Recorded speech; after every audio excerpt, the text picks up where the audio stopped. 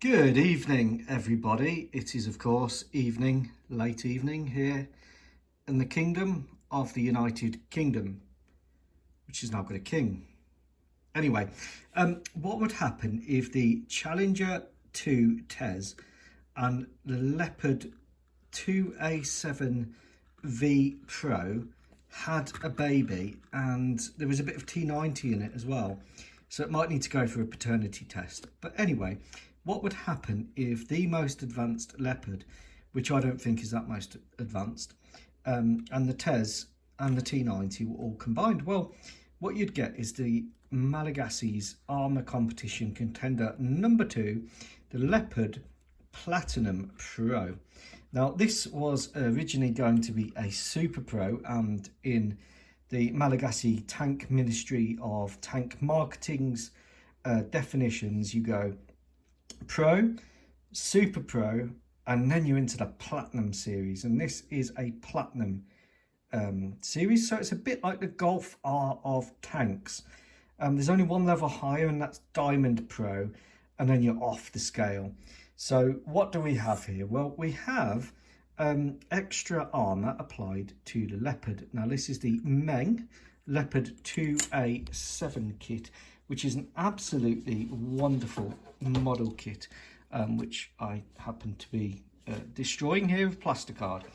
So the Meng kit is this one, and as you can see, it's from the 2A7 of 2015 vintage, so way before the war in Ukraine had woken everyone up to the vulnerabilities of armour. Now, the Leopard is very well protected kinetically and very well protected frontally. It's not so well protected on the side, and it's not so well protected against drone attacks, as we can see in the war in Ukraine. The Stridsvagn 122 is, and the Leopard Pro, which is an urban upgrade, seeks to improve things. However, it just didn't really cut it for me. So we have enhanced and lengthened side armour. Now, this is composite, lightweight, Kevlar fiberglass composite, secret, of course. So don't let the 0.75 plasticard confuse you. This is longer than the Leopard 2A7 Pros. Still has the belly plate, which Meng have moulded in one underneath, and then it has spaced armour, this carbon composite, Kevlar composite, sorry, around the front. A smoother finish than that on the Leopard 2A7 Pro, which interestingly is applied to the Danish Leopards and to the Swedish ones, which have the most protection of the Leopard series in service. It's then got the Merkava tank recovery adaptations on the front, so you can just hook up to a bar at the rear and tow a damaged tank back to safety. It did obviously mingle with the Challenger 2 TES, so it's got a similar-ish TES anti-RPG system on the back, which is slat armour on the British, and it's kinetic QNet on this one.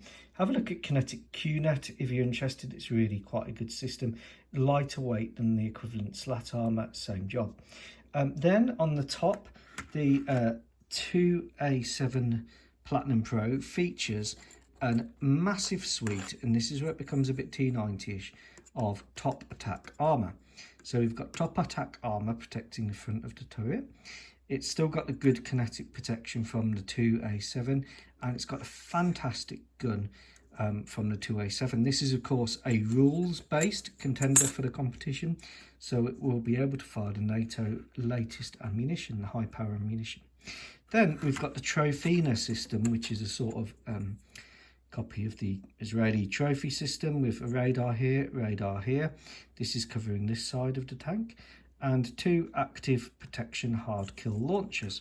So those are designed to take on your anti-tank missiles like your Cornets and your RPGs. If we then flip the turret off, and this is where it becomes a bit T90ish, it's easier to show you with the turret off.